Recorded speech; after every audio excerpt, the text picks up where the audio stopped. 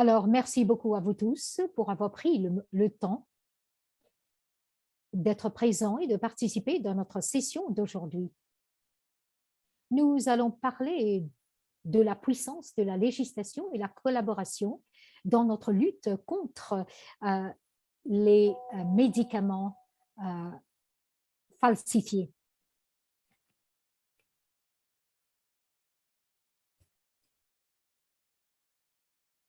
C'est bien noté que des 32%,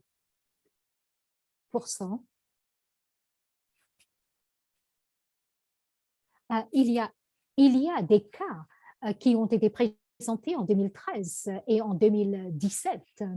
Et nous remarquons que l'Afrique est un territoire où ces marchands de médicaments falsifiés viennent déposer leur cargaison. Et nous espérons que ce chiffre va augmenter à cause de la pandémie. C'est vraiment une grande préoccupation pour nous. Cet après-midi, nous avons réuni quelques experts qui vont partager avec nous leurs réflexions et nous dire comment est-ce que nous pouvons collaborer et légiférer pour lutter contre les médicaments falsifiés. Alors maintenant, nous allons passer la parole à Karim Bendaou, qui est le président de l'IFPMA, dont le comité d'engagement avec l'Afrique. Merci beaucoup pour cette présentation. Je vous souhaite la bienvenue à vous tous à ce webinaire, à cette discussion de panel. Comme vous êtes au courant, il y a des médicaments falsifiés sous les normes acceptables qui se trouvent sur notre marché.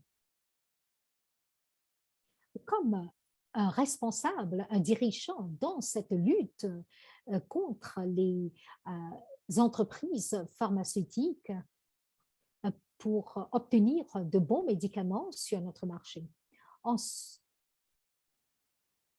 malgré, malgré le fait qu'il y a une technologie de surveillance sur la qualité des drogues, nous avons besoin d'un meilleur mécanisme pour lutter contre ces médicaments falsifiés dans cette pandémie. Nous avons tous remarqué l'énergie positive et la science ouverte, les recherches qui ont eu lieu dans les 6 mois précédents et qui ont pris des années pour arriver à ce point. Est-ce que nous pouvons peut-être répliquer ce genre d'énergie?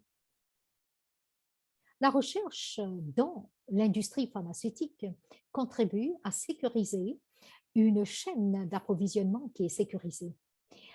Vu la complexité de la chaîne d'approvisionnement, nous avons besoin de faire beaucoup d'efforts pour assurer une bonne qualité de médicaments sur notre marché. Le FPA Pharma prennent leur travail au sérieux pour prévenir des médicaments falsifiés.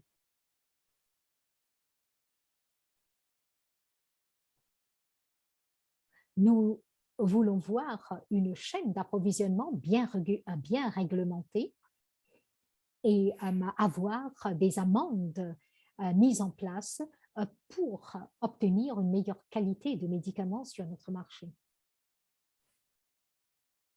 Ce système de vérification de produits est commun pour protéger et légitimer la chaîne d'approvisionnement dans le monde. Le système a un système pour notifier et contient d'autres informations. Ensuite, les différents éléments sont scannés pour fournir des informations afin de nous permettre de bien tracer les médicaments. Le système est mis en œuvre en phase et nous prenons contact avec les parties prenantes appropriées. Nous avons un système nécessaire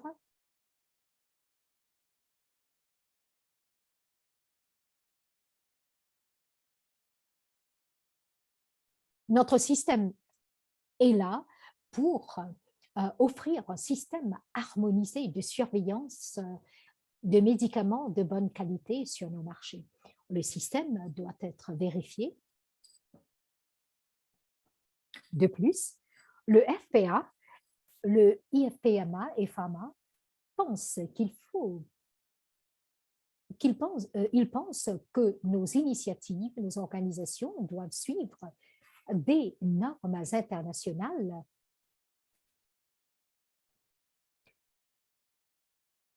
pour assurer une bonne opération. D'autre part,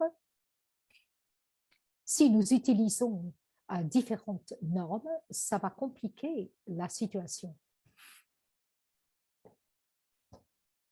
Si nous utilisons ces normes internationales, nous serons en position d'utiliser une seule norme et ça va faciliter la situation au niveau mondial.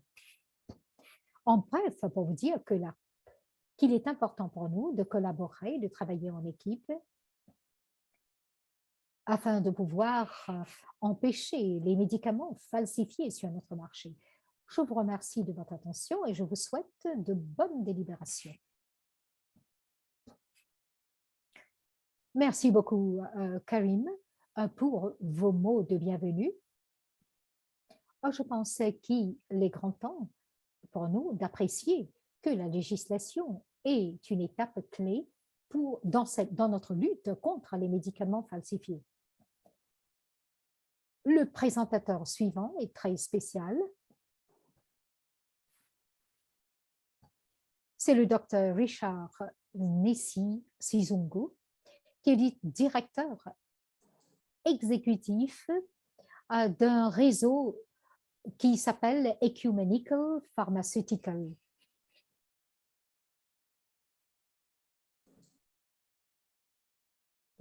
Je passe le micro à Richard maintenant, qui va faire sa présentation. Merci beaucoup, Dr. Philippe. Est-ce que vous pouvez me permettre de partager mon écran, s'il vous plaît? Merci.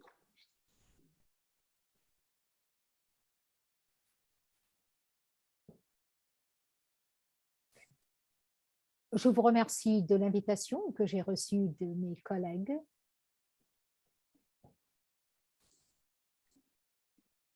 Je remercie tous ceux qui organisent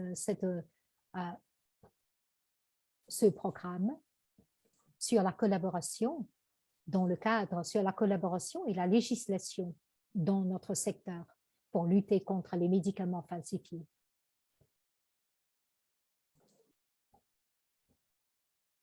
Nous soutenons les églises et les systèmes de santé et nous fournissons des services pharmaceutiques de qualité. Notre réseau comprend 131 membres et nous couvrons 37 pays.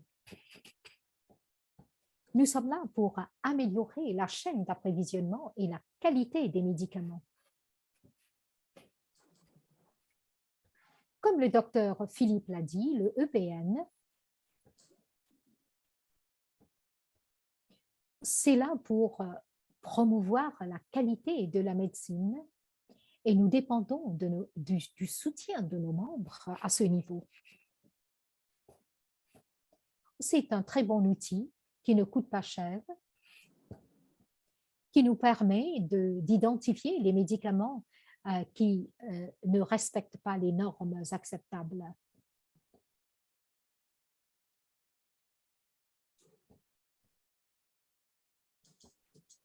Nous reconnaissons le soutien de plusieurs parties prenantes et nous collaborons avec un membre qui vient de l'Allemagne.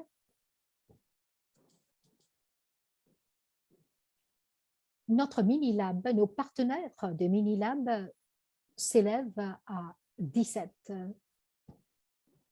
Et le Minilab a toute une gamme de méthodes pour tester les médicaments et nous permettre de détecter euh, la qualité des produits dans notre système suite aux inspections physiques.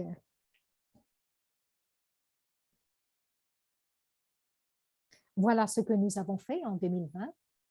Nous avons testé 1122 échantillons et nous avons trouvé une grande partie de médicaments falsifiés.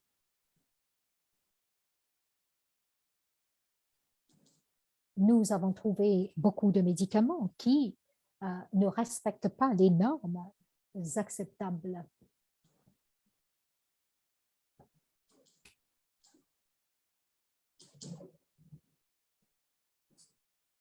D'après la pandémie, comme je l'ai dit,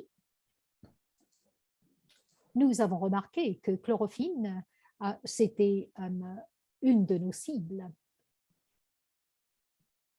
Lorsqu'un produit est en grande demande, alors les criminels essayent de répliquer ce produit.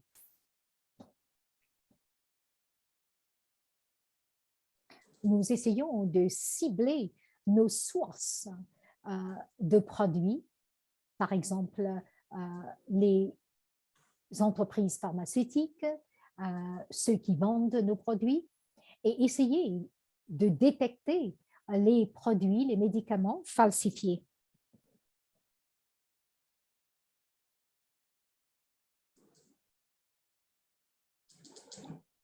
Lorsque je parle de nos propres stocks et de nos propres centres de santé, nous avons remarqué qu'à ce niveau, il y avait également des produits falsifiés.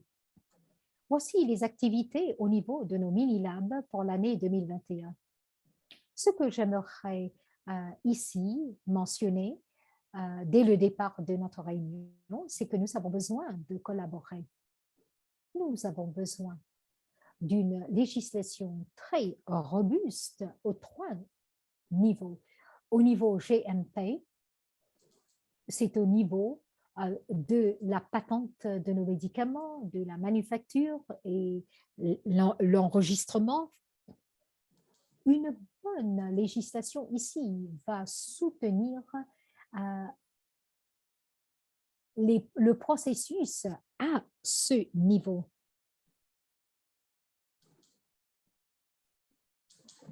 Et ça va nous permettre pour arrêter la dissémination de ces médicaments falsifiés ou de qualité inférieure. Nous avons besoin d'une autorité réglementaire très robuste qui vont nous permettre également de réduire l'introduction de ces produits de qualité inférieure dans notre système. Et bien sûr, au niveau de l'inspection et la surveillance, ça c'est la troisième fenêtre, le GPP. Nous avons besoin d'un système robuste d'inspection et de surveillance afin de ne pas permettre les produits de qualité inférieure à arriver sur nos marchés. Lorsqu'il s'agit de la chaîne d'approvisionnement, il est important d'impliquer les fabricants, les distributeurs et toutes les parties prenantes parce que un produit se trouve dans la chaîne d'approvisionnement dans un pays, ça porte atteinte également à la réputation non seulement du pays, mais également du manufacturier. Nous devons veiller à ce qu'il y ait une meilleure collaboration dans nos systèmes d'approvisionnement. Alors, nous avons besoin de partenariats publics-privés pour éliminer les médicaments falsifiés en Afrique. Nous ne pouvons pas réaliser cet objectif en travaillant en isolation. Si nous combinons nos forces, nous aurons des informations plus rapidement et nous pourrons plus rapidement lutter contre ce fléau. Et je pense également, alors, il est important d'avoir de multiples parties prenantes afin de pouvoir entreprendre des tests pour confirmer la qualité des médicaments, afin que nous puissions tous conscientiser les étudiants et tout le monde dans le secteur pharmaceutique. Alors, il faut travailler avec les autorités réglementaires nationaux dans le secteur médical. Nous avons besoin d'une approche collaborative. Je cite un exemple du Cameroun, par exemple. Alors, nous travaillons en collaboration étroite avec deux autres organisations religieuses, le PCC et le CBC. Et nous travaillons au niveau du laboratoire de contrôle pour la qualité, le laboratoire national de contrôle sur la qualité des médicaments. Nos membres ont découvert un cas, ils ont fait des tests sur un produit. Alors, ils ont découvert ce produit suspect produit par le PCC. Suite à cela, il y a eu une analyse faite par le Minilab. Après cela, une analyse de confirmation. Et finalement, nous avons pu soulever l'alarme, signaler une alarme au niveau national afin de nous permettre de prendre une décision rapide. Voici ici, ce sont les quelques analyses faites par l'OMS au niveau de nos mini-labs. Le chloroquine, au niveau de nos pays, a été identifié comme un produit falsifié. Alors, parlons maintenant des défis qui nous confrontent au niveau des mini-labs. Parfois, ça prend trop longtemps, trop long pour conclure le procès de l'analyse. Et également, parfois, c'est très long pour que les autorités réglementaires, les autorités nationales réglementaires pour réagir et poursuivre les cas identifiés.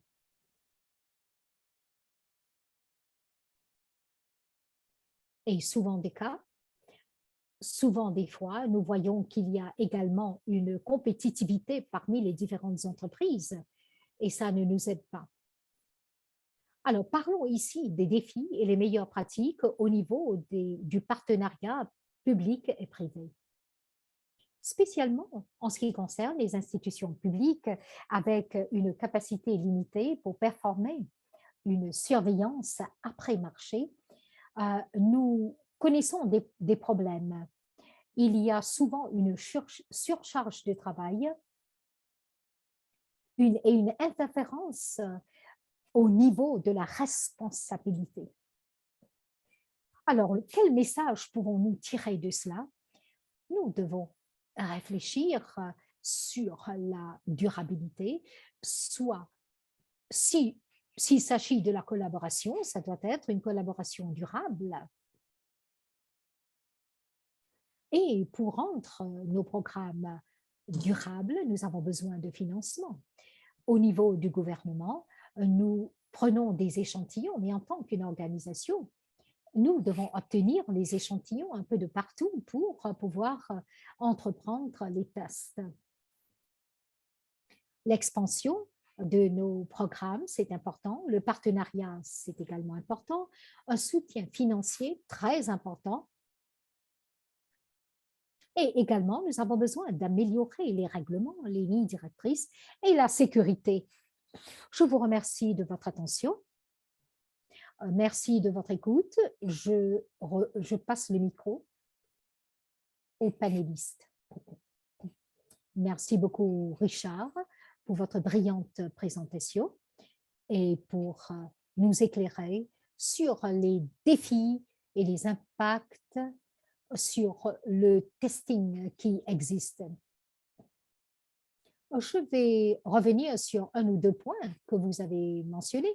La collaboration est un facteur clé et ça doit se faire entre les manufacturiers des produits, les distributeurs et les distributeurs qui doivent être conscients qu'un médicament falsifié qui se trouve n'importe où dans le pays et qui passe dans un autre pays, ça aura un impact sur la réputation du produit.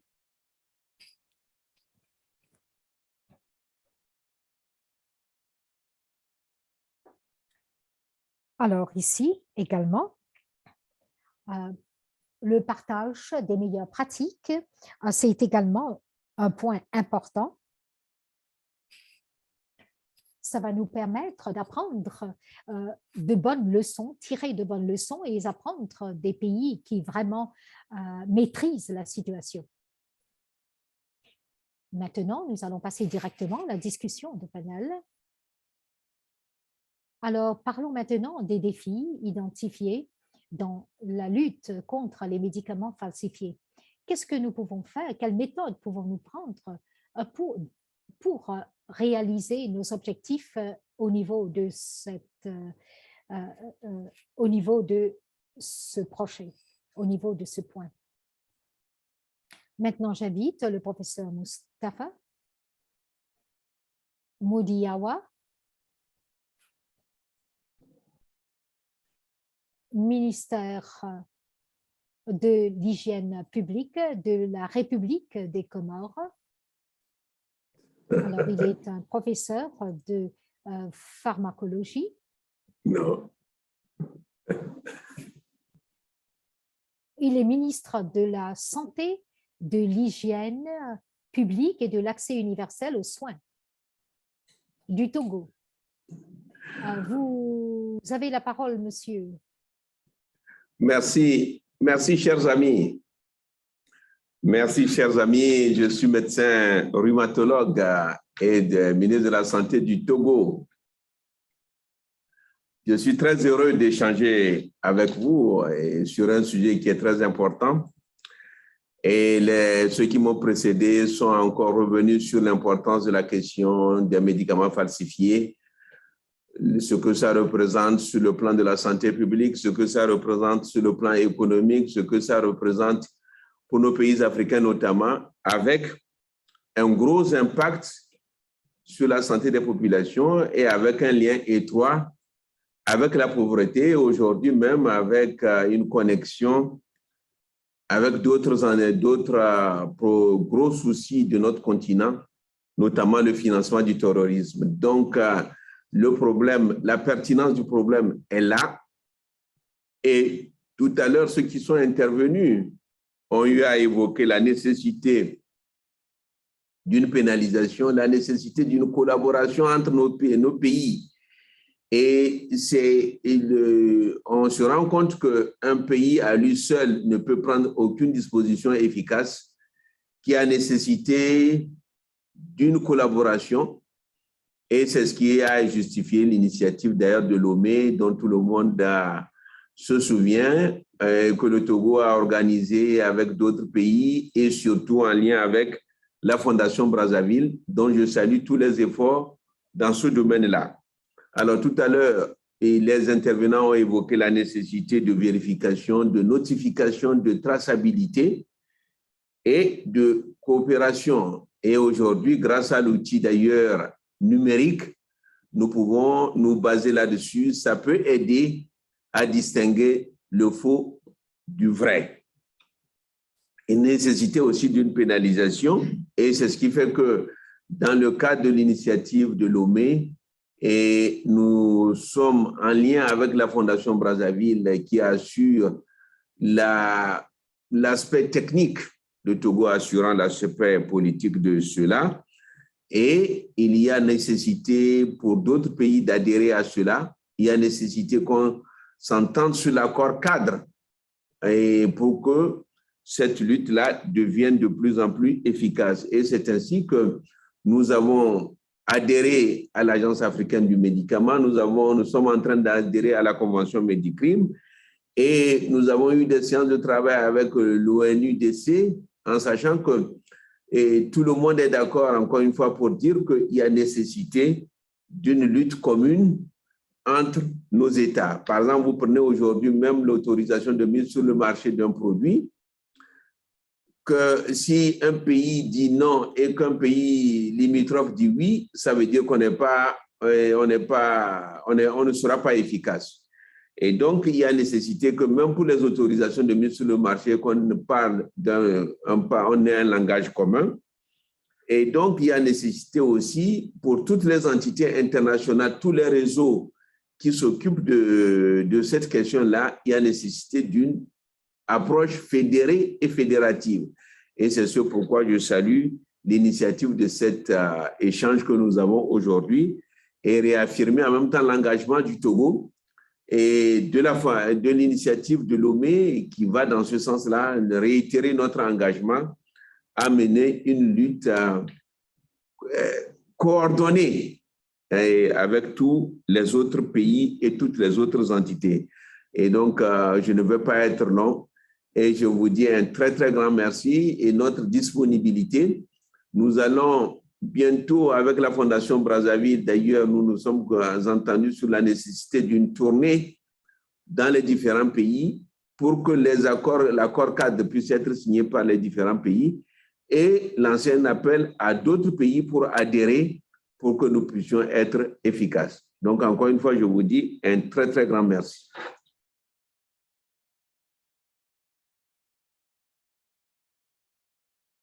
Merci beaucoup, professeur, pour vos commentaires. Et maintenant, j'aimerais passer la parole à Crema, qui travaille au Bureau des Nations Unies sur le contrôle, sur la prévention et le contrôle des crimes.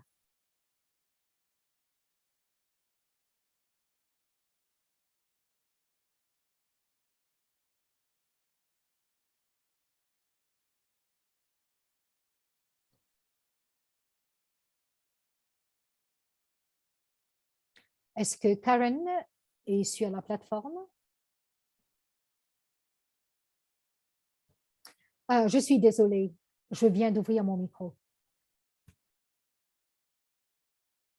Comme vous le connaissez, la fabrication et la falsification des produits pharmaceutiques, ça représente un crime important dans tous les pays. Et ça affecte la santé des personnes vulnérables. Nous parlons ici des médicaments falsifiés. C'est un crime sérieux, un crime organisé que nous devons arrêter.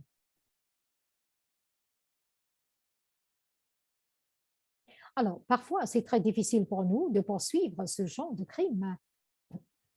Et nous devons améliorer la coopération entre les différentes entités et nous devons avoir une législation pour poursuivre en cour pénale ces criminels. Alors, quel choix avons-nous ici? Nous devons utiliser de bonnes pratiques législatives pour faire face aux problèmes. Et bien sûr, nous avons des lignes directrices qui nous aident, qui nous dirigent.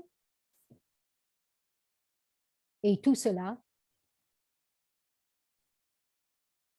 Et en 2017, ça nous permet, depuis 2017, ça nous permet de nous aligner avec les organisations mondiales, l'OMS.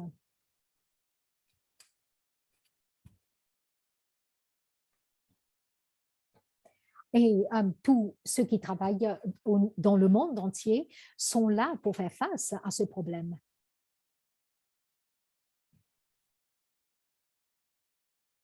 Nous avons des obligations importantes à ce niveau.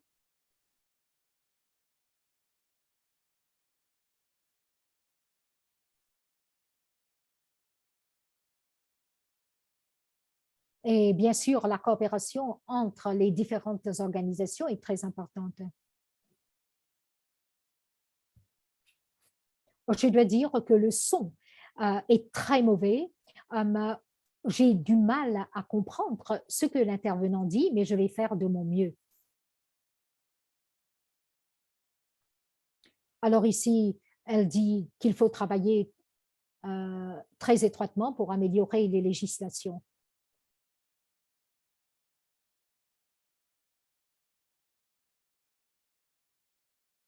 Alors, les États de l'Afrique de l'Ouest travaillent également et nous avons besoin d'établir des mécanismes entre les différents pays pour mettre en priorité nos actions prioritaires. Nous devons coopérer les uns avec les autres, coopérer avec l'Interpol et avec les autres fondations, coopérer avec le secteur privé, les organisations de la société civile et pour réaliser nos objectifs. Merci beaucoup de votre écoute. Merci beaucoup, Karen, pour avoir partagé avec nous, ce que vous faites dans votre travail.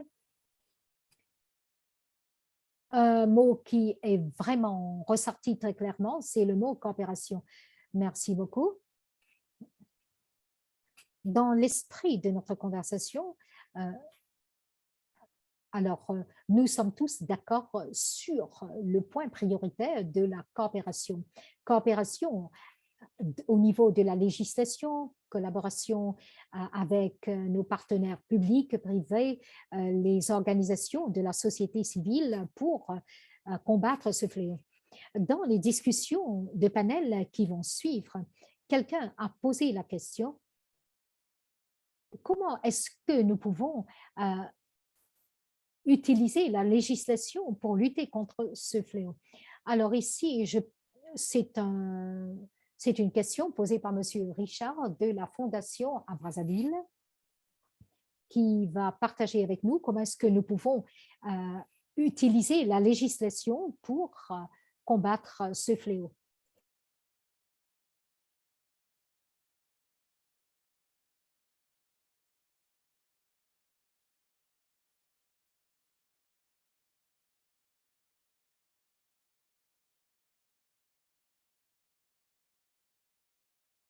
L'initiative de Lomé a été lancée en janvier 2020 à Lomé, Togo, et ça a réuni 6 pays africains qui se sont réunis pour lutter contre les médicaments falsifiés et les médicaments de qualité inférieure. La République du Congo, le Ghana, Niger, Sénégal, Togo et l'Ouganda. Pour l'instant, nous sommes en discussion avec la RDC, la Zambie et le Guinée-Bissau. Bien sûr, en ce qui concerne la législation, je dois dire qu'il faut commencer par la rationale. Ici, il y a un lien très clair avec le crime organisé. C'est une question qui est liée à la santé publique. Et il y a 2 facteurs ici que nous devons considérer, c'est la sécurité et il y a un lien avec le trafic et des médicaments falsifiés et le crime organisé. Nous avons clairement vu leur lien avec le terrorisme. Alors, pour obtenir l'accès aux médicaments de qualité, dans le cadre de la santé publique, nous avons besoin de 2 facteurs, mettre en place 2 facteurs. C'est la sécurité et l'état de droit. Et l'état de droit, c'est pour réduire la vulnérabilité qui, jusqu'ici, n'a pas encore été définie, mais qui a été démontrée quelques minutes de cela. Et tout cela, c'est lié à la chaîne de provision pharmaceutique. Nous remarquons ici, dans cette charte, sur ce graphique, les effets de la corruption sur la chaîne d'approvisionnement pharmaceutique, et ça a été délibéré dans l'initiative de Lomé. On remarque ici, ça affecte le secteur public, le secteur privé, les sociétés civiles pour lutter contre les trafiquants. Au niveau des patients, nous devons travailler pour leur fournir des médicaments de qualité. Nous avons besoin à tous les niveaux. Nous voulons que tous les acteurs travaillent ensemble pour combattre ce fléau. Ceci veut dire que vous devez travailler avec une approche systémique. Par exemple, au niveau des États, nous avons besoin d'une action interministérielle. Voilà pourquoi le professeur et ses collègues ont pensé qu'une façon pour réagir au problème, c'est de formuler un plan national pour combattre ce fléau. Tous les ministères impliqués au niveau de l'État, la sécurité, affaires intérieures, justice, commerce, comme justement mentionné par Madame Cromer, nous avons également besoin de nous embarquer avec et travailler avec toutes nos parties prenantes. Et nous devons partager nos bonnes pratiques. Richard, un moment. Alors, est-ce que vous pouvez peut-être, il vous reste 1 minute, Richard. Alors, essayez de conclure, s'il vous plaît. À la fin, la solution, une solution, c'est de travailler sur la législation. Alors, ce que nous avons fait depuis 2 ans, c'est de travailler sur l'audit législatif, l'analyse de l'audit législatif, pour voir quel est l'état d'avancement de ce trafic. Et nous sommes arrivés à la fin, vers la fin de cet audit, nous allons obtenir l'audit et ça va nous aider à aider les pays à améliorer leur législation. D'un pays à l'autre. Et également harmoniser le système de législation. C'est également, voilà pourquoi nous devons travailler avec les agences de médicaments. Nous avons des envois spéciaux qui aident à augmenter, à améliorer les capacités, à renforcer les capacités des pays. Et nous espérons que pour le premier trimestre de l'année 2022, nous allons inviter les ministres et toutes nos parties prenantes telles que IFPMA, UNODC, l'OMS et d'autres partenaires pour travailler sur toutes les façons que nous pouvons améliorer les législations. Merci beaucoup, Richard. Merci beaucoup, Richard. Est-ce que vous avez un dernier mot? Non, je comprends que... Alors, votre présentation, vraiment, nous a mis en exergue la collaboration que nous devons établir et maintenir entre les différents pays. Également avec l'agence de médicaments africaine.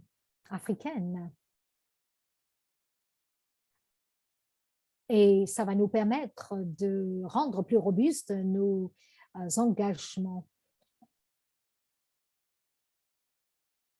Maintenant, je passe la parole à M. Fred Mwema. Il est directeur du Anti-Counterfeit Network Africa et il va partager, il va nous éclairer sur certains aspects de son travail. Merci. Vous avez la parole, monsieur. Merci beaucoup, Philippe. Merci, mes collègues. Merci pour m'avoir invité dans cette réunion. Je pense que je peux parler avec autorité sur la question de la loi, étant donné que je suis avocat. Je suis d'accord que nous aurons besoin de collaboration et de législation. Mais voici mon commentaire. Nous voyons à notre niveau que qu'il y a des législations à un certain niveau et nous devons renforcer cette législation, mais le problème ici, c'est comment renforcer cette législation, comment faire respecter cette législation.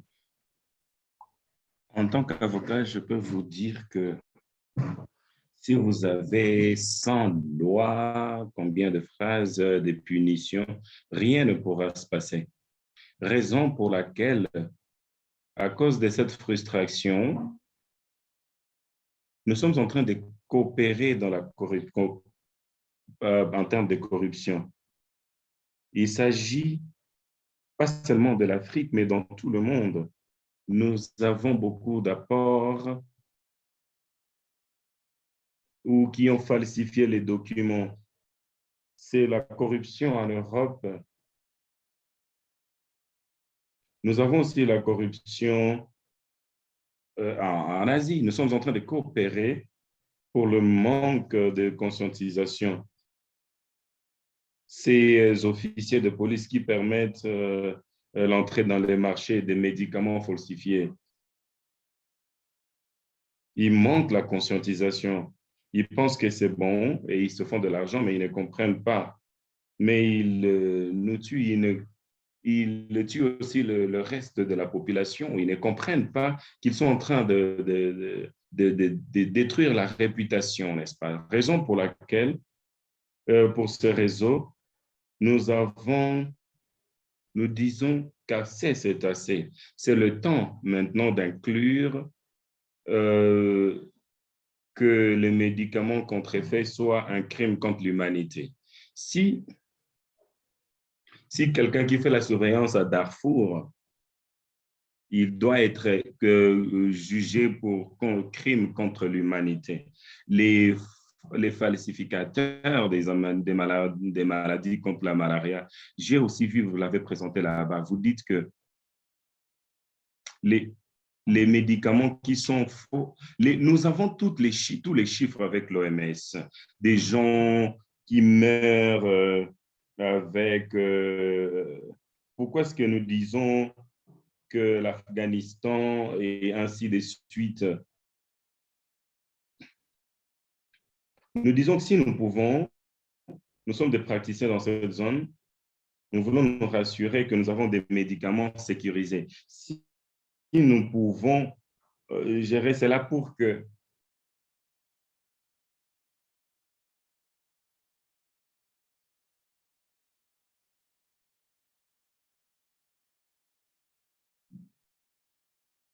qui va terminer ou exterminer le futur de plusieurs personnes. Mais pourquoi est-ce que alors nous ne pouvons pas pousser ces lobbies?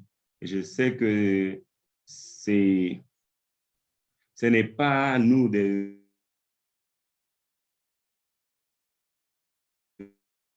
qui doivent être en action.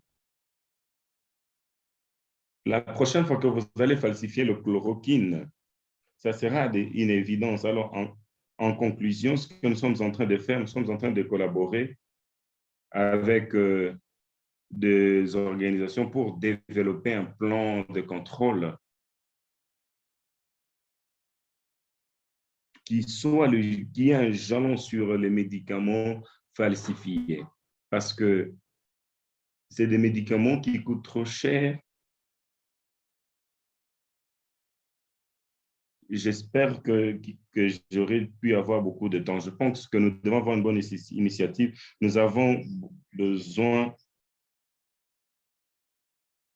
à ce niveau, nous avons besoin d'action. Et c'est assez. Nous devons tous être d'accord que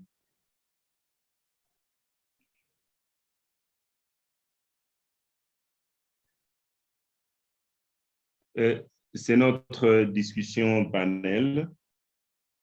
Et si vous avez des questions, placez cela dans le chat. Nous allons les répondre à la fin de la conversation. Et dans ce panel, les orateurs qui ont parlé sur les collaborations dans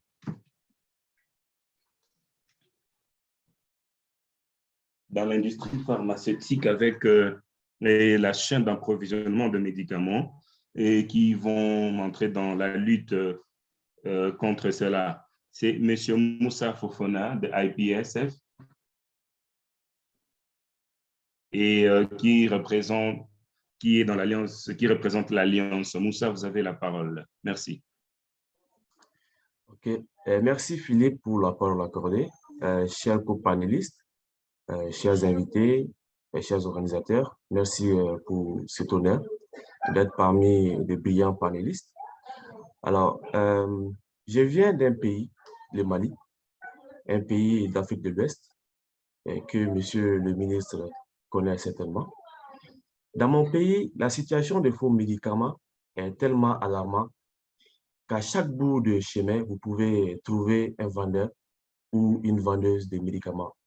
Ou encore, chez chaque boutiquier du quartier, vous pouvez payer une plaquette de paracétamol contrefait. Je me suis posé cette question. Et comment ces médicaments rentrent-ils sur notre territoire?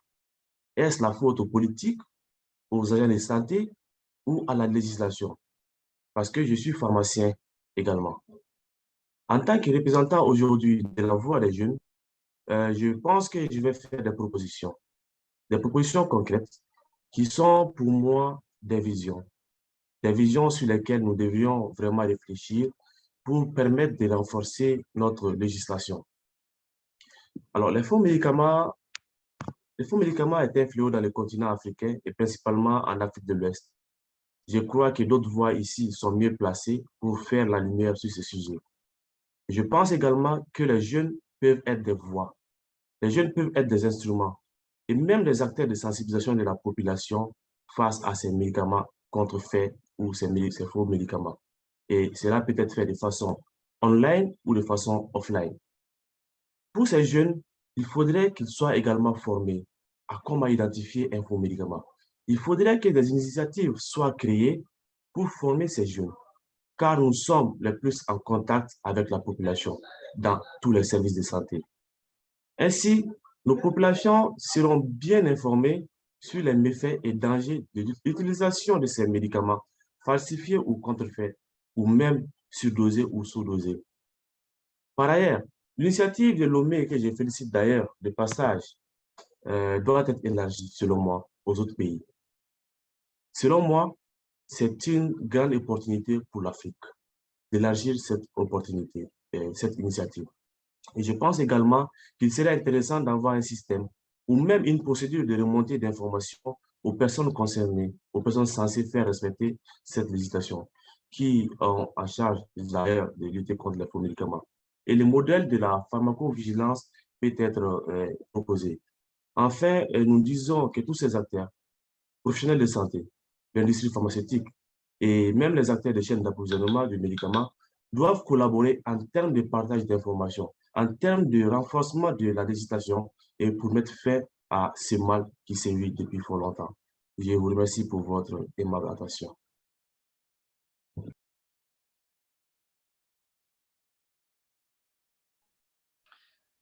Merci beaucoup, Moussa. Nous devons vraiment terminer ce mal qui nous ronge. C'est vraiment, si nous allons dans une pharmacie et les médicaments falsifiés, nous avons ces médicaments, nous ne saurons pas vraiment la différence entre les deux. C'est comme ça que beaucoup de gens sont vraiment impactés. Je vais appeler un collègue dans l'industrie sœur de l'Afrique de l'Ouest qui va nous parler sur comment est-ce que nous pouvons collaborer avec les parties prenantes. Vous avez la parole. Merci beaucoup, Philippe. Du point de vue de mon industrie, c'est un rôle critique.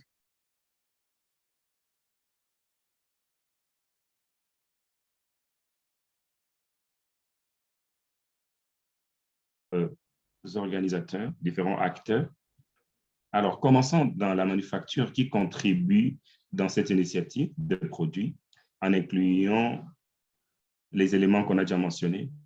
Cela rend que les choses soient faciles pour que nous soyons en mesure d'identifier les originaux. Et autre aussi, un mécanisme comme le traçage qui demande une infrastructure et définitivement un bon niveau de financement pour que nous soyons en mesure d'avoir un mécanisme de détectation. En termes de système de chaîne d'approvisionnement, ça a un rôle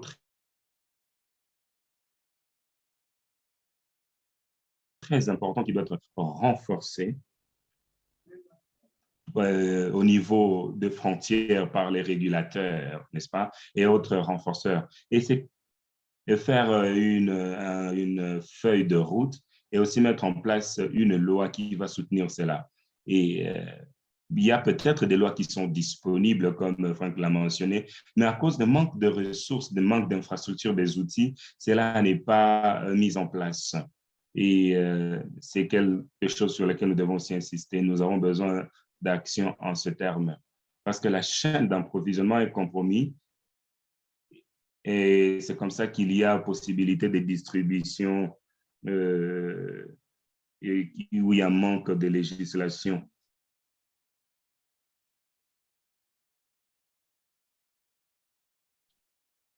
C'est là aussi l'association de commerçants et IPASA joue un rôle critique dans le plaidoyer, soutenir le développement des politiques qui parlent d'un système.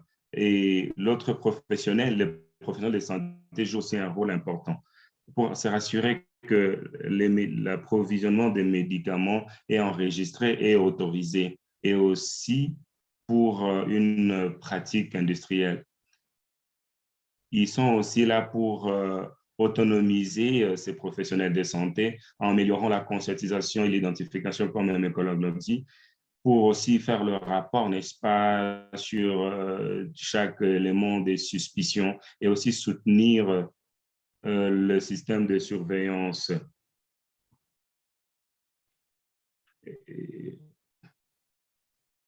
Et cela demande un partenariat privé et public.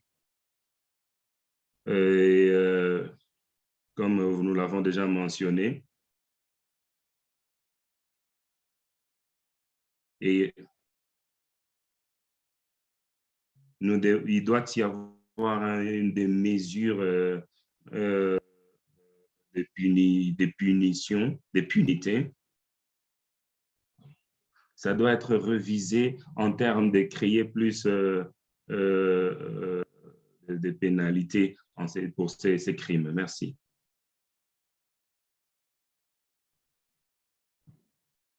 Nous devons partager beaucoup plus d'éléments pour des collaborations, pour combattre. Il n'y a plus que quelques minutes pour clôturer cette discussion.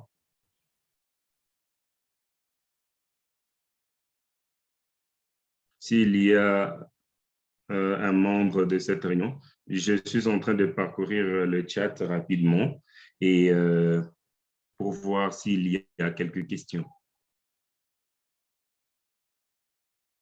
Je veux prendre l'opportunité pour mentionner un élément.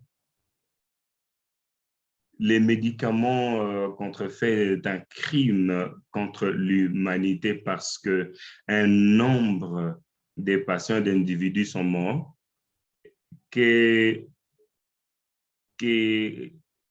ça a été documenté que parfois, à cause des gens qui ont peur de la sévérité des punitions et ils trouvent que cette façon, c'est une façon facile pour se faire de l'argent. Et nous devons considérer cela comme, est-ce que nous devons considérer cette pratique comme une façon facile de se faire de l'argent? Y a-t-il une question, un commentaire? Je vois quelques mains qui sont levées. Si vous pouvez activer votre micro, nous allons prendre 2 questions. Oui, allez-y. Kandé. Oui, vous avez la parole.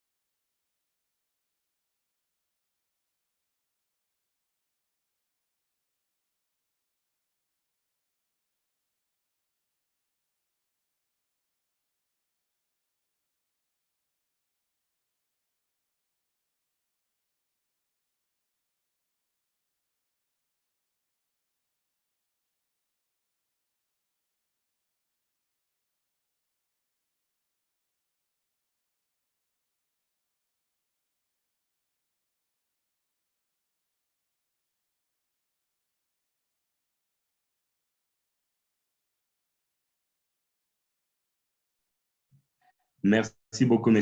Kouandé, pour cet élément. Je vois professeur Moutiawe, la main de professeur Moutiawe. Et ensuite, nous allons prendre un commentaire additionnel. Vous avez la parole, prof. Merci, chers amis. Alors, tout à l'heure, il y a un frère du Mali qui est intervenu pour décrire ce qui se passe au Mali. C'est une réalité que nous connaissons dans tous nos pays. Et ces réalités, j'ai longtemps eu à échanger d'ailleurs avec Michel Sidibé, mon ami, qui est actuellement au niveau de l'Agence africaine du médicament, au niveau de l'Union africaine.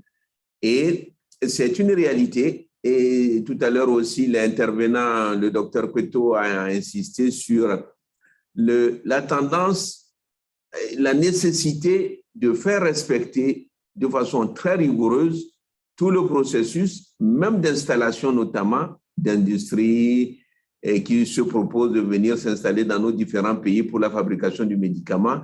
Il faut que ça suive l'orthodoxie la plus absolue pour que nos pays ne soient pas encore source de production du faux. Donc, vraiment, je remercie ces intervenants et tout le monde a insisté sur la nécessité de la traçabilité, du respect des différents maillons de la chaîne, c'est tout à fait exact, et au sein d'un même pays, de la nécessité d'une collaboration des différents secteurs, que ce soit justice, commerce, sécurité, force de l'ordre, tout ce monde-là doit se mettre ensemble au sein d'un même pays pour qu'on puisse lutter contre ce crime. Tout à l'heure, les gens ont parlé de crime contre l'humanité, c'est tout à fait juste. Et je pense qu'il y a une collaboration des différentes entités au sein d'un pays et une collaboration absolue des différents pays entre eux et des différentes associations, des différents groupes, des différentes entités, notamment du système des Nations Unies et de l'Union africaine. Tout ce monde-là doit pouvoir se mettre ensemble. Donc, encore une fois, merci à tous.